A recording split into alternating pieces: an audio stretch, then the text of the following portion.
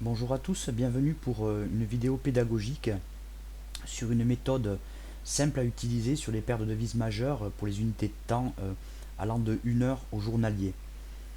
C'est une méthode que j'ai pas mal utilisée à mes débuts en trading puisque c'est quasiment du trading systématique, c'était facile pour moi. Je tradais à l'époque que les devises et je l'ai après par la suite laissé un petit peu de côté quand j'ai cherché un trading plus élaboré avec plus de signaux.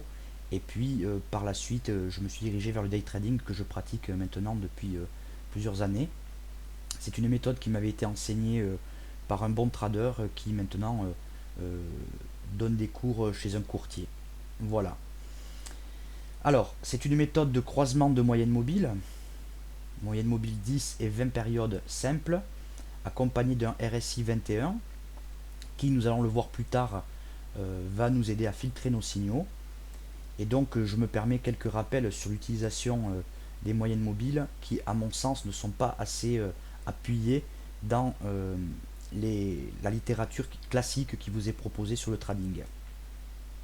Le premier rappel, et il me paraît très important, et c'est pourtant celui qu'on retrouve le moins dans la littérature classique, c'est lorsqu'une moyenne mobile courte croise une moyenne mobile longue alors que celle-ci reste bien orientée, alors il faudra ignorer le signal. J'entends par là que ici nous avons notre moyenne mobile 20, ici notre moyenne mobile 10. Notre moyenne mobile 20 est bien orientée à la hausse et pourtant la moyenne mobile 10 vient couper à la baisse. Nous pourrions interpréter cela comme un signal de vente, eh bien nous l'ignorerons puisque nos moyennes mobiles divergent. À la différence du prochain croisement qui se fait donc avec une convergence des directions des moyennes mobiles, un joli écartement d'ailleurs, et puis les cours au-dessus, là il ne fallait pas trop réfléchir, tant et si bien que notre RSI nous l'autorisait, mais on va y venir plus tard. Les moyennes mobiles nous indiquent la force de la tendance. Alors ça c'est quelque chose aussi qui est assez élémentaire, et pourtant bien que simple à utiliser, c'est quand même assez peu dit dans la littérature. Et c'est quelque chose qui va vous aider dans la gestion du trade une fois qu'il sera lancé. Lorsque deux moyennes mobiles sont parallèles au prix, la tendance doit être considérée comme saine. Voilà. Ici, nous avons la moyenne mobile 20 périodes. Ici, la moyenne mobile 10 périodes. Et ici, j'ai ajouté la moyenne mobile 50 périodes. La 20 et la 50, c'est quand même des moyennes mobiles qui sont très regardées par le marché. Et on voit bien que visuellement, elles sont parallèles entre elles, et puis que elles accompagnent bien les cours, excepté sur la fin, où la moyenne mobile 10 se retourne et la moyenne mobile 20 s'aplatit. Alors, ça fera l'objet d'un autre cours, mais ici nous avions quand même plusieurs signaux que le retournement de tendance était possible, en tout cas la consolidation. Lorsque les moyennes mobiles sont plates, qu'elles ne dégagent aucun biais, celles-ci devront être ignorées et laissées de côté au profit d'indicateurs plus adaptés aux conditions de marché qui s'offrent à nous. Voilà. Ici, nous avons des moyennes mobiles qui n'offrent aucun biais. Elles se croisent, elles se touchent, on ne sait pas trop. Et bien là, il faut écarter les moyennes mobiles et passer à un outil plus adapté. Il en existe beaucoup. Introduction à la méthode.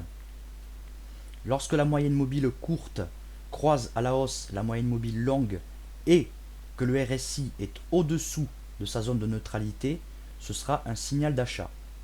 Lorsque la moyenne mobile courte croise à la baisse la moyenne mobile longue et que le RSI est au-dessous de sa zone de neutralité, ce sera un signal de vente. Pour la mise en place de l'espace de travail, eh bien c'est simple.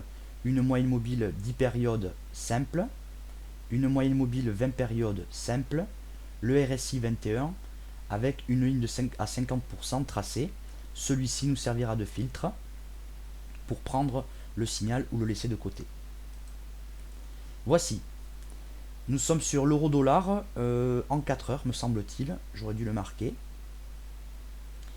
Nous avons ici un croisement des moyennes mobiles avec une convergence des directions. Donc, c'est potentiellement un signal de vente. Mais nous allons nous reporter à notre RSI. Il est en dessous de sa zone de neutralité.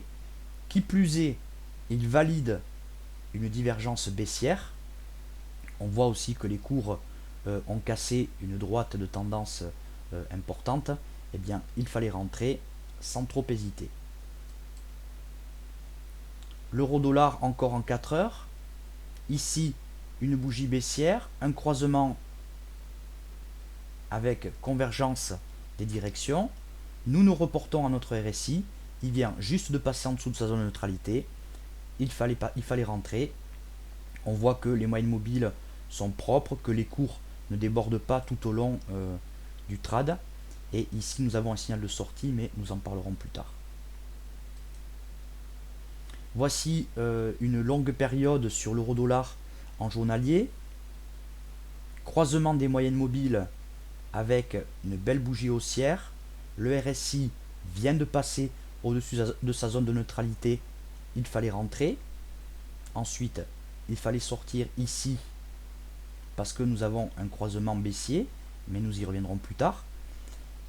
Et si nous étions sortis avant pour d'autres raisons, il fallait rentrer à la vente parce que le RSI était passé au-dessous de sa zone de neutralité, avait par là même validé une divergence baissière.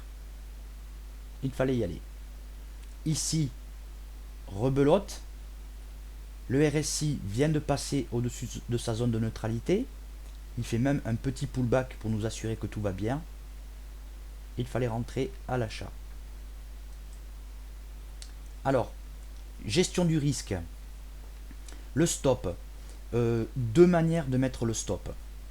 La première manière est juste quelques points au-dessus du croisement des moyennes mobiles ou en dessous si c'est un signal d'achat.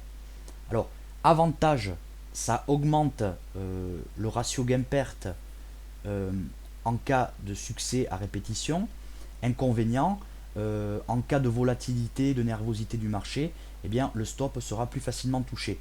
Donc ça réduit potentiellement le nombre de trades gagnants. La deuxième solution étant de le mettre sur le précédent haut. C'est une notion de stop classique connue de tout le monde. Et après, tout simplement faire du trailing stop. C'est-à-dire à chaque bas, un stop sur le précédent haut. Et ça descend. Et on voit qu'ici, on n'est pas à être inquiété que nos prix n'ont jamais vraiment débordé nos moyennes mobiles. Pour la sortie, deux techniques. La première, c'est au prochain croisement haussier. Ici. D'accord, donc on voit que ça faisait un joli trad. Et puis pour les plus frileux, tout simplement, il suffit de mettre un take profit à 2 fois la valeur du stop. On peut même compter 2 fois et demi, parce que c'est une méthode qui fonctionne bien. 2 fois et demi la valeur du stop, afin de respecter un ratio gain-perte convenable. Voilà, j'espère que ça aidera.